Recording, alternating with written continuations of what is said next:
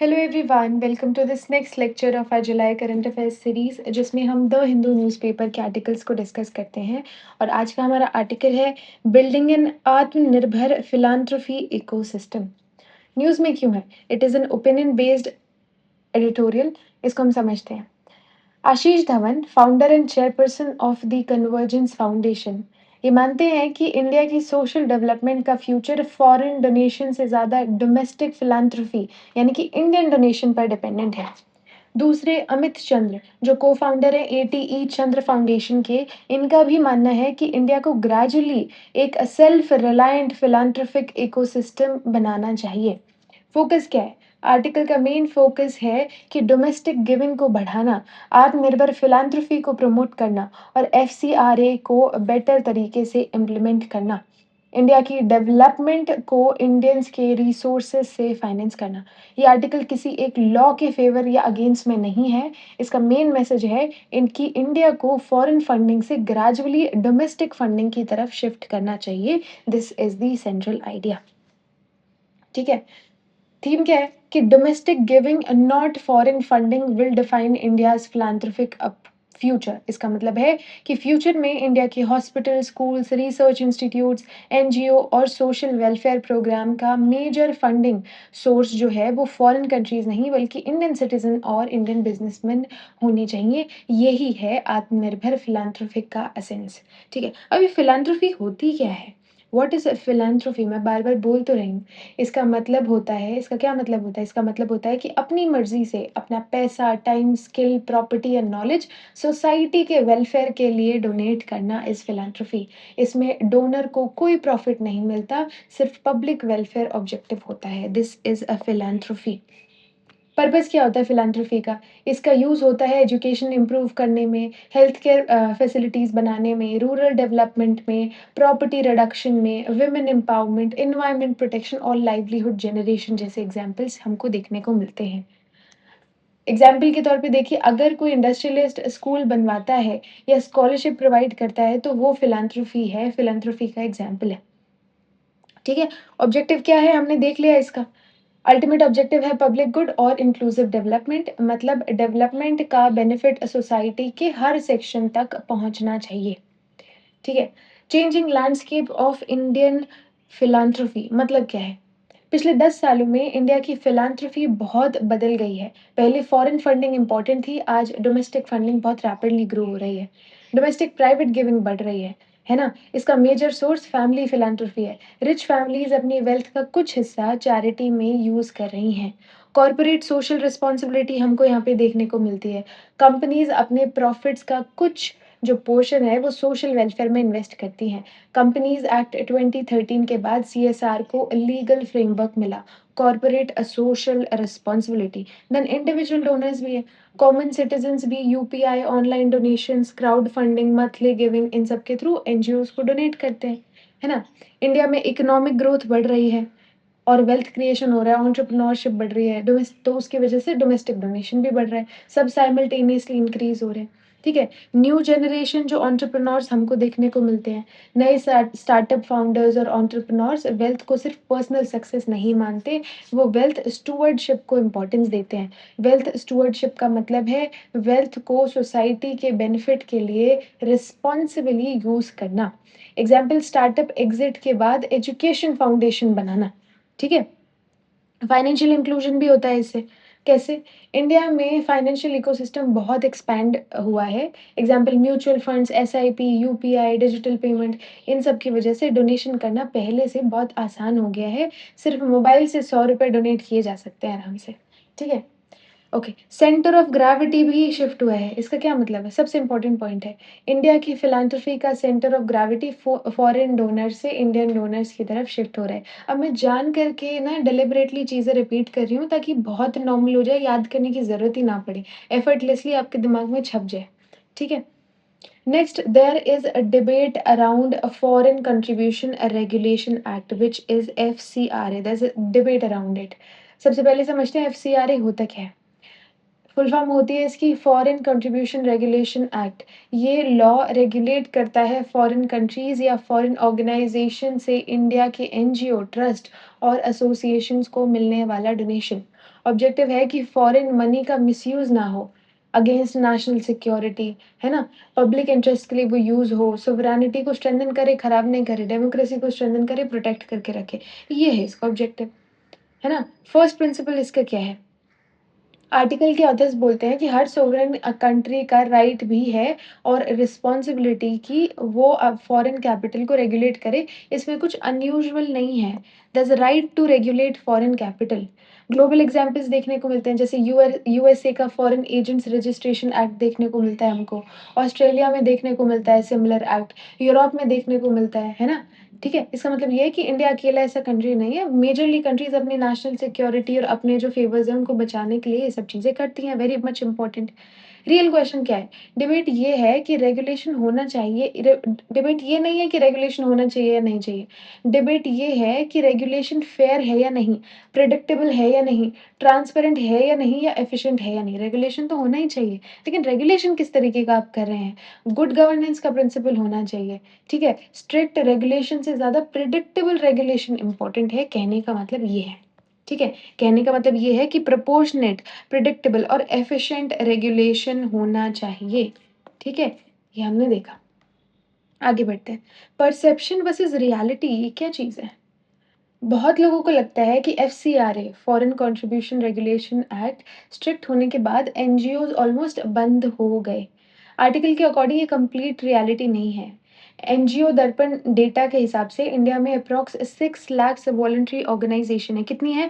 Along 6 lakh voluntary organisations हैं, लेकिन सिर्फ अप्रॉक्स 14,500 एनजीओ के पास एक्टिव एफसीआरए रजिस्ट्रेशन है। मतलब मोस्ट एनजीओ वैसे भी फॉरेन फंडिंग पर डिपेंडेंट हैं ही नहीं, ठीक है? फॉरेन कंट्रीब्यूशन क्या-क्या देखने को मिलता है ना? आर्टिकल के अकॉर्डिंग फॉरेन डोनेशन पिछले डिकेड में बढ़े भी हैं, इसलिए ओवरऑल सेक्टर कंप्लीटली कोलैप्स नहीं हुआ है। कंक्लूजन ये निकलता है कि रियलिटी ये है कि फॉरेन फंडिंग कंटिन्यू हुई, लेकिन कुछ ऑर्गनाइजेशन को जेन्युइन प्रॉब्लम्स भी हुई, ठीक है? अब rise of domestic giving, what is this? Article का सबसे इम्पोर्टेंट आर्गुमेंट है, बहुत बार हम देख चुके हैं, है ना? बहुत बार देख चुके हैं। रिपोर्ट्स के according domestic private philanthropy approx 1.18 lakh crore annually तक बढ़ गई है, जो फॉरेन इन्फ्लो से कई गुना ज़्यादा है। फैमिली फिलैंथ्रोपी देखा हमने, सेंटर ऑफ ग्रेविटी शिफ्ट देखा हमने, है ना? ये सब चीज़ें हमने देखी, ठीक है? लेकिन कुछ ट्रांज़िशनल चैलेंज भी हैं, जैसे प्रॉब्लम्स हैं delayed renewals, long processing time, registration cancellation. और इसका क्या इम्पैक्ट पड़ता है? इसका क्या इम्पैक्ट पड़ता है? बहुत एनजीओज़ अफेक्टेड हुए, जैसे एजुकेशन, हेल्थ, लाइवलीहुड वाले, है ना? आर्टिकल मानता है कि ये हार्डशिप रियल थी, उन्हें इग्नोर नहीं करना चाहिए हमें। गवर्नेंस का भी इश्यू यहाँ पे देखने को मिलता है। कैसे? ट्रांज़िशन ने एक और प्रॉब्लम एक्सपोज़ की, सब एनजीओज़ इक्वली प्रिपेयर्ड नहीं थे। कुछ NGOs strong governance, proper documentation और फाइनेंशियल ट्रांसपेरेंसी रखते थे, और कुछ एनजीओज़ ये सब चीज़ें नहीं करते थे। तो इससे लेसन ये मिलता है कि आज के टाइम में गुड इंटेंशन इनफ नहीं है, गुड गवर्नेंस भी इक्वली इम्पोर्टेंट है। ठीक है? फिर यहाँ पे कॉर्पोरेट एनालॉजी भी देखने को मिलती है। आर्टिकल एक इंटरेस्टिंग कंपैरिज़न देता है कि कंपनीज़ में इनिशियली कॉर्पोरेट गवर्नेंस बर्डन लगती थी, बाद में उसी गवर्नेंस ने इन्वेस्टर कॉन्फिडेंस इंक्रीज़ किया, कैपिटल अट्रैक्ट की। एग्ज़ैक्टली वैसे ही जैसे एनजीओ को भी transparency, compliance, professional management adopt करना होगा। ठीक है? तो ये हमें यहाँ पे देखने को मिला। आगे आगे क्या आता है? Better not tighter regulation. Again वही चीज़ जो हम पहले डिस्कस कर चुके हैं कि प्रॉब्लम स्ट्रिक्ट लॉ नहीं है, प्रॉब्लम इम्प्लीमेंटेशन हो सकती है, ठीक है? तो सब चीज़ों को अच्छे से मैनेज करना, ये सब चीज़ हम देख सकते हैं। एफसीआरए 2.0 प्लेटफ़ॉर्म, ये क्या चीज़ है? इसका पर्पस है कंप्लायंस को सिम्प्लीफाई करना, रिस्क बेस्ड सुपरविज़न लाना और डिजिटल गवर्नेंस इम्प्रूव करना, ठीक है? अब इंडिया की फिलैंथ्रोपी को आर्टिकल 3, ये जो आर्टिकल है वो 3 फ़ेज़ेज़ में एक्सप्लेन करता है। क्या हैं वो 3 फ़ेज़ेज़? सबसे पहला ये है कि फॉरेन फिलैंथ्रोपी, जो इंडिया लार्जली फॉरेन ग्रांट्स पर डिपेंडेंट था, ये कहता है। फेज़ 2 में कहता है कि सीएसआर का रिवॉल्यूशन हुआ, जो corporate social responsibility under companies act 2013। उसके बाद में सीएसआर डेवलपमेंट जो है वो फंडिंग का मेजर मेजर सोर्स बना, तो उससे हमको थोड़ी इम्प्रूवमेंट देखने को मिली। और फेज़ 3 जो है वो फ्यूचर विज़न है, इंडियन फैमिलीज़, एंटरप्रेन्योर्स, सिटीज़न जो है वो मेजर सोशल फाइनेंस का ज़रिया बनेंगे, ऐसा कहना है फेज़ 3 का। ठीक है? अब इसका गोल क्या है? अगेन सोशल कैपिटल को, डोमेस्टिक सोशल कैपिटल को बढ़ाना, ठीक है? हाई नेट वर्थ इंडिविजुअल्स क्या? इंडिया में वेल्थ रैपिडली बढ़ रही है, लेकिन गिविंग उतनी फ़ास्ट नहीं बढ़ी, इसलिए लार्जेस्ट फ्यूचर अपॉर्च्युनिटीज़ एचएनआईज़ के पास में है, which is high net worth individuals, ठीक है? करंट सिस्टम जो हमारा टैक्स सिस्टम है, वो यूजुअली 50% डिडक्शन जो है विद प्रिस्क्राइब्ड लिमिट्स मानता है। बोला जा रहा है कि 50 को 100% डिडक्शन करो और लिमिट जो है वो 10 टू 25% रखो, ऐसा कहा जा रहा है। ओके, अब donation of appreciated list shares, ये क्या चीज़ है? प्रॉब्लम ये है कि एंटरप्रेन्योर्स के पास कैश कम है, शेयर्स ज़्यादा हैं। सॉल्यूशन ये है कि लिस्टेड शेयर्स चैरिटी को डोनेट करने की परमिशन मिले। 1 से 3 साल में ऑर्डरली सेल कर सकती हैं, है ना? चैरिटीज़ के फॉर्म में। बेनिफिट ये होगा कि बहुत ज़्यादा डोमेस्टिक कैपिटल अनलॉक हो जाएगी। ठीक है? इंडिया के पास ऑलरेडी इंफ्रास्ट्रक्चर है ना? 220 मिलियन से ज़्यादा डीमैट अकाउंट्स, एसआईपी, यूपीआई वगैरह हैं। अगर हर फैमिली ₹100, ₹500, ₹1000 महीने डोनेट करे, तो करोड़ों रुपए सोशल सेक्टर में आ सकते हैं। मास फिलैंथ्रोपी क्रिएट होगी। सोशल स्टॉक एक्सचेंज ये क्या होता है ना? सेबी के अंडर एस्टैब्लिश हुआ प्लेटफ़ॉर्म है, पर्पज़ है क्रेडिबल एनजीओ और सोशल एंटरप्रेन्योर्स को फंडिंग प्रोवाइड करना। फीचर है transparency, disclosure and important measurement, जैसे स्टॉक एक्सचेंज फाइनेंशियल कैपिटल को कनेक्ट करना, वैसे ही सोशल स्टॉक एक्सचेंज जो है वो सोशल कैपिटल को कनेक्ट करता है। ठीक है? अब व्हाई डोमेस्टिक फिलैंथ्रोपी बार-बार हम बोल रहे हैं, क्यों? डोमेस्टिक जो फंडिंग है वो सिर्फ पैसा नहीं लाती, साथ में ओनरशिप, अकाउंटेबिलिटी, इनोवेशन, गवर्नेंस और वॉलंटियरिंग भी लाती है। नॉन प्रॉफिट सेक्टर को स्ट्रेंथन करती है और साथ ही स्टेट और सिटीजन के बीच सोशल कॉन्ट्रैक्ट को भी स्ट्रॉन्ग करती है। ठीक है? ये हमने देखा। फॉरेन फिलैंथ्रोपी का क्या वो रहता है? आर्टिकल फॉरेन फंडिंग के अगेंस्ट नहीं है। फॉरेन फिलैंथ्रोपी फ्यूचर में भी इम्पोर्टेंट रहेगी, पर्टिकुलरली रिसर्च, इनोवेशन और नॉलेज एक्सचेंज में। लेकिन उसका रोल होना चाहिए कॉम्प्लीमेंट्री, नॉट डोमिनेटिंग। डोमिनेट हमारी डोमेस्टिक फिलैंथ्रोपी ही करनी चाहिए, कहने का मतलब है। ठीक है? तो आर्टिकल का वे फॉरवर्ड क्या है? बेटर एफसीआरए आप जो है इम्प्लीमेंटेशन कीजिए, ट्रांसपेरेंट गवर्नेंस रखिए, एनजीओ कंप्लायंस स्ट्रॉन्ग रखिए, वाइडर डोमेस्टिक जो गिविंग है वो रखिए, मास फिलैंथ्रोपी को प्रमोट कीजिए, एचएनआईज़ को एनकरेज कीजिए क्योंकि ज़्यादातर पैसे उन्हीं के पास में हैं। बेटर टैक्स इंसेंटिव्स दीजिए, डोनेशन फ्रेमवर्क को शेयर कीजिए, है ना? ये सारी चीज़ें हमको देखने को मिलती है। डिजिटली जो है मैनेज कीजिए चीज़ों को, तो ये हमने देख लिया। And foreign funding as a compliment not substitute, dominate नहीं करना चाहिए। तो आर्टिकल का कंक्लूजन क्या निकल के आता है? कंक्लूजन निकलता है कि आत्मनिर्भर फिलैंथ्रोपी का मतलब फॉरेन डोनेशन को कंप्लीटली बंद करना नहीं है। इसका रियल ऑब्जेक्टिव है कि इंडिया की सोशल डेवलपमेंट का मेजर शेयर इंडिया के पैशन, इंडिया के इंस्टीट्यूशन और इंडिया की लीडरशिप से फाइनेंस और ड्राइव हो। इससे financial sovereignty, citizen ownership, accountability, trust और इंक्लूसिव डेवलपमेंट दोनों स्ट्रेंथन होंगे। यही आत्मनिर्भर भारत के सोशल डायमेंशन का अगला स्टेप है। This is the conclusion. Okay, अब मेंस का क्वेश्चन देखते हैं। First question is consider the following statement regarding the foreign contribution regulation act. First statement is it regulates foreign contribution received by certain individuals and organization. Is it correct? Is it correct? It regulates. Yes, it is correct. Second is every NGO registered in India must necessarily obtain FCRA registration. Is it correct? Is it correct? Every NGO हर किसी को ज़रूरी है? नहीं, हर किसी को तो ज़रूरी नहीं है. Third is one objective of act is to safeguard national sovereignty and public interest. Yes, this is the objective. So 1 and 3 is correct. Okay. Next question is which of the following measure have been suggested to strengthen India's Atmanirbhar philanthropy ecosystem?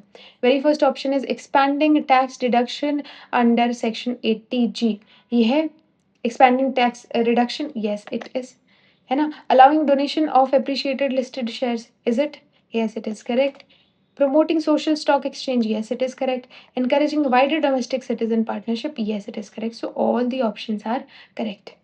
Next question is, with reference to the social stock exchange, consider the following. It facilitates funding for eligible social enterprise. Yes, it is correct.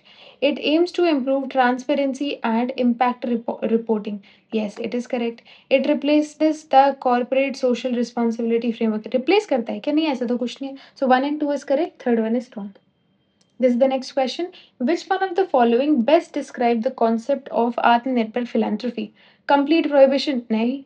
Government funded welfare replacing? Nahi.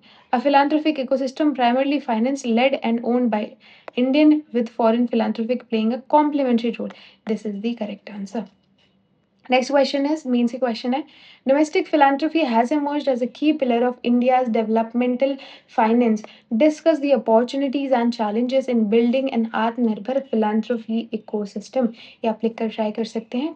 Next question is critically examine the role of Foreign Contribution Regulation Act in balancing national security with the autonomy of a civil society organization. Suggest reform to strengthen transparency, accountability and domestic philanthropy in India. ये आप लिख कर try कर सकते हैं. आप I hope आपको समझ आया होगा. अगर ये वीडियो आपके लिए किसी भी तरीके से हेल्पफुल रही हो then please hit the like button and subscribe to this channel and thank you for watching. Keep learning.